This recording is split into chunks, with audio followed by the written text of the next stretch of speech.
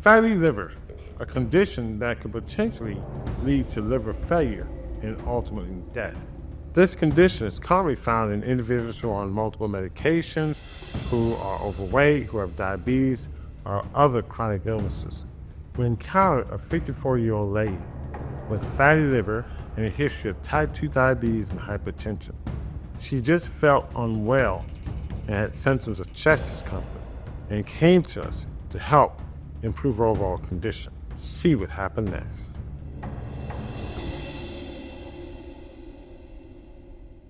So Camille, tell us about this 54-year-old patient with diabetes, hypertension, and fatty liver.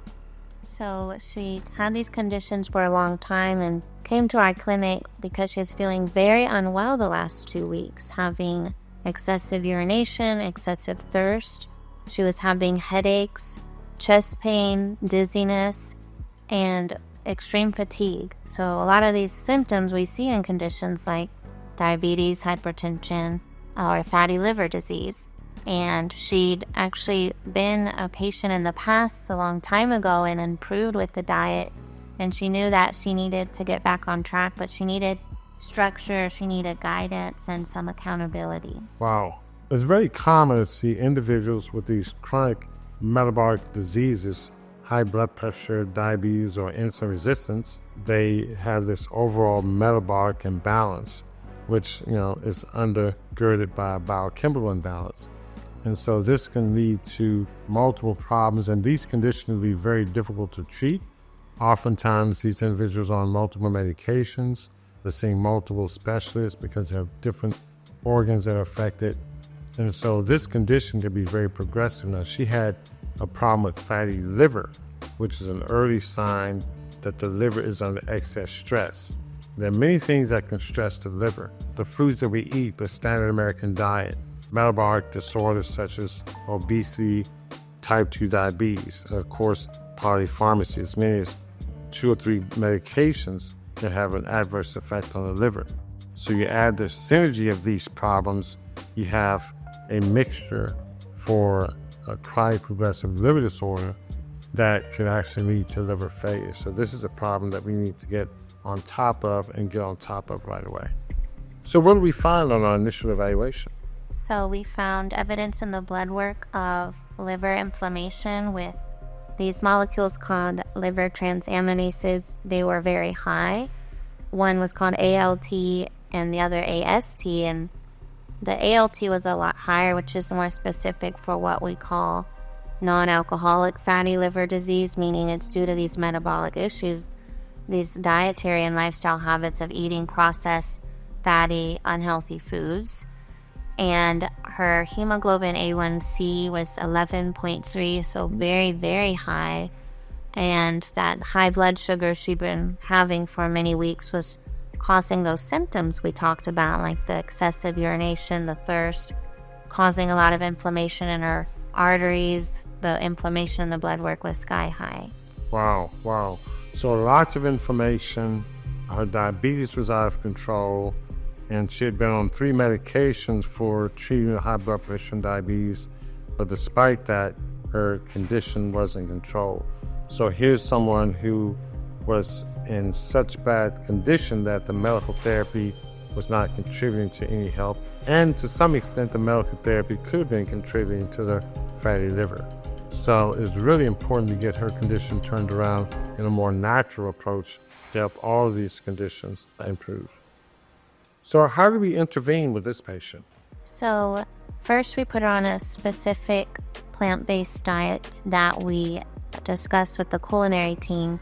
So it's a raw detox diet, really rich in a lot of foods and herbs that are great for the liver. So wheatgrass, sprouts, microgreens, garlic, onion, chives, those type of things. And removing all the bad foods really helped to kind of assist in flushing out the toxins. We did a very special micronutrient test that helped guide us what extra vitamins, minerals, or antioxidants would be beneficial for her. And that showed glutathione, which was not a surprise because that's one of the main antioxidants in the liver. Helps neutralize free radicals, protect the liver cells from damage. We also put her on curcumin in a liposomal form so it's better absorbed. That helps reduce inflammation in the liver and the blood vessels as well. And we put on berberine. Berberine can help regulate blood sugar levels and cholesterol levels. And that was what we did for 4 weeks. So the nutritional regimen is tweaked in such a way to address a given patient's underlying conditions. And you mentioned the micronutrient test. We can look at intracellular nutritional deficiencies, and we found, like in her case, she was deficient in glutathione, so we supplement that. So we do target supplementation based on specific nutritional deficiencies that a given patient may have, and also some patients may be responsive to some antioxidant more so than others. And so we can target our therapies based on her specific biochemistry. And I look forward to seeing the outcome. So how did this patient do? What was her outcome? So she had a wonderful improvement in her liver enzymes. So they went down on average by 65% in just 4 weeks. And that was because of the foods she wasn't eating and the healthy foods she was replacing it with primarily. And then her A1C went down 20%. During this time, she actually was off the Januvia and just on the berberine. So that was a great improvement in the blood sugar in such a short period of time. And that allowed her to have less frequent urination, less frequent thirst. Her blood pressure was doing much better. She wasn't having the headaches or the sharp chest pain anymore. So she was feeling a whole lot better. Wow. So even though all of her numbers did not go to normal, she had a great improvement in terms of how well she did, how well she felt. Again, a 20% reduction in hemoglobin A1C, we've shown this. And these improvements, these symptoms of feeling better, oftentimes are important because it gives the patient encouragement to continue with the treatment regimen to only get better over time. So very impressive outcome in just 4 weeks. And I look forward to seeing how she does over a longer period of time. So as usual, I hope you got a lot out of this presentation. And if you have any questions or comments, please leave them in the comment section. And until next time, take care. Thanks for watching.